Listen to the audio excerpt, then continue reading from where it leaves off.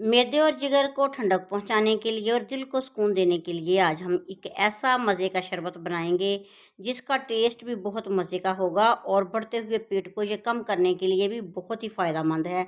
तो चलिए हम रेसिपी शुरू करते हैं। सबसे पहले हमने 1 चम्मच तूख मलंगा के बीज लेने हैं। सब्ज़े के बीज यानी कि इसको हमने ना 1 चम्मच भिगो देना है पानी में तकरीबन 10 मिनट के लिए। तो 10 मिनट हम इसको भिगो के एक साइड पर रख देंगे। इसके बाद हमने उबला हुआ दूध लेना है 2 गिलास, यानी कि फुल ठंडा होना चाहिए और उबला हुआ होना चाहिए। बॉयल मिल्क लेंगे तो 1 पैकेट इसमें डालेंगे इसबगोल का छिलका। तो ये वाला जो छिलका है ना, ये पेट की बहुत सी बीमारियों को कम करता है, जिसमें फाइबर का काम करता है, कब्ज़ कुशा है। तो इसमें हमने चीनी डाल के छिलका डाल के 10 मिनट के लिए इस तरह छोड़ देना है। तो 10 मिनट के बाद हम ना चीनी इसकी मिक्स करेंगे और ये हमारा जो छिलका इसमें हमने डाला था ना, वो काफ़ी फूल चुका होगा। इसी तरह तुख मलंगा के बीज भी फूल चुके हैं। तो दूध में हमने ना ये ऐड कर देने हैं, साथ ही कुछ आइस क्यूब शामिल करेंगे और मिक्स कर लेंगे।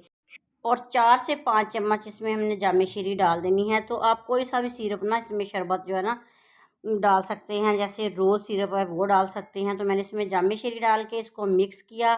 तो ये वाला जो शरबत है ना हमने तैयार किया, ये इतना फ़ायदेमंद है मैदे के लिए, जिगर के लिए और पेट की चर्बी को कम करने के लिए और कब्ज़ को दूर करने के लिए। ये वाला शरबत इतना बेस्ट है कि आप बनाएंगे ना तो आप चाहेंगे कि हम रोज़ 1 गिलास पिएं, इसका इतना फ़ायदा आपको मिलेगा।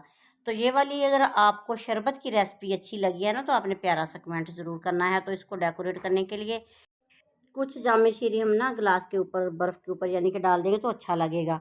वीडियो अच्छी लगे, आपको ये रेसिपी अच्छी लगे, शरबत की रेसिपी अच्छी लगे तो प्यारा सा कमेंट कीजिएगा और अपने फैमिली मेम्बर्स, फ्रेंड्स तक इस शरबत की रेसिपी को शेयर ज़रूर कीजिएगा। नेक दुआ नेक तमन्नाओं के साथ। अल्लाह हाफिज़।